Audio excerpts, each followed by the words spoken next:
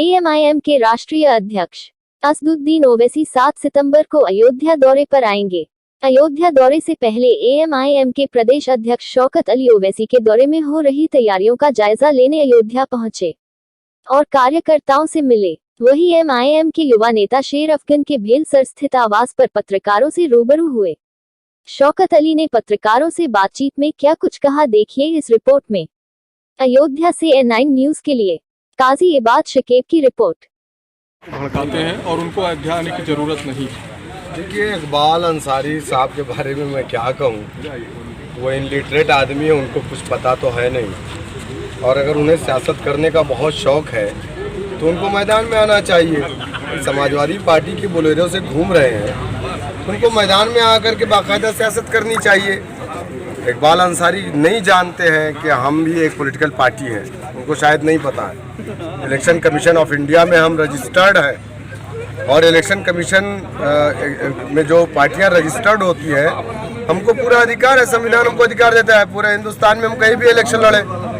हम जब इलेक्शन में पार्टिसिपेट करेंगे तो हमारा लोकतंत्र मजबूत होगा। भाई, हम बैंड पार्टी तो नहीं है कि हम गाना गाएं, सबको खुश करें। हमारे 14 MLA हैं, हमारे 2 MP हैं, हमारे बहुत सारे कारपोरेटर हैं। हम चुनाव मैदान में हैं। हम 5-6 सालों से यहाँ पर मेहनत कर रहे हैं, ऑर्गेनाइजेशन पे चुनाव लड़ रहे हैं। इकबाल अंसारी को मैं क्या कहूँ, अब उनको वो जो कर रहे हैं उनको वही करना चाहिए। बाकी मैंने कहा ना कि अगर वो स्कूल गए होते तो आज इस तरीके की बात ना करते। कितनी सीटों पर चुनाव लड़ेंगे? उत्तर प्रदेश में 100 सीटों को हम लोगों ने आइडेंटिफाई कर लिया है और उस पर हम काम कर रहे हैं। ऑर्गेनाइजेशन का लगभग 70% का हमारा कंप्लीट भी हो चुका है। अगर सपा बसपा हमसे अलायंस करना चाहती है तो हम भी ओपन हैं सपा बसपा के लिए। बीजेपी कांग्रेस छोड़ करके हम किसी दल के साथ भी अलायंस करने को तैयार हैं, क्योंकि बीजेपी को हम चाहते हैं कि उत्तर प्रदेश में रोका जाए। सपा बसपा मिल करके 19 में नहीं रोक पाए, कांग्रेस समाजवादी मिल करके नहीं रोक पाए, तो ये मुमकिन ही नहीं है कि एमआईएम के बगैर ये लोग बीजेपी को रोक पाएंगे।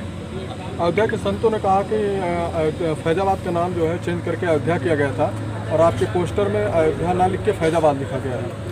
हाँ, तो कौन सी परेशानी है भाई? आप तारीख को मिटा देंगे? हमारे पैगंबर की कब्रिस्तान है यहाँ पर फैजाबाद के अंदर। आप मुझे बताइए कि अशफाकुल्लाह खां को फांसी किस जेल में दी गई? फैजाबाद जेल में दी गई है या अयोध्या की जेल में?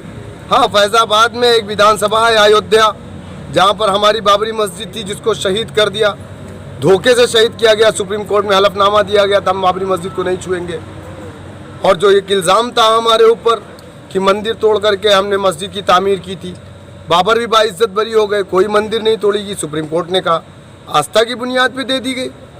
तो ठीक है, ये हमारे लिए एक मुक़द्दस जगह है जहाँ पर 500 साल पुरानी हमारी मस्जिद बाबरी मस्जिद है, जहाँ पर हमारे पैगंबर सीस अलैहिस्सलाम की कब्र है, जहाँ पर अशफाकुल्लाह खां को फांसी दी गई।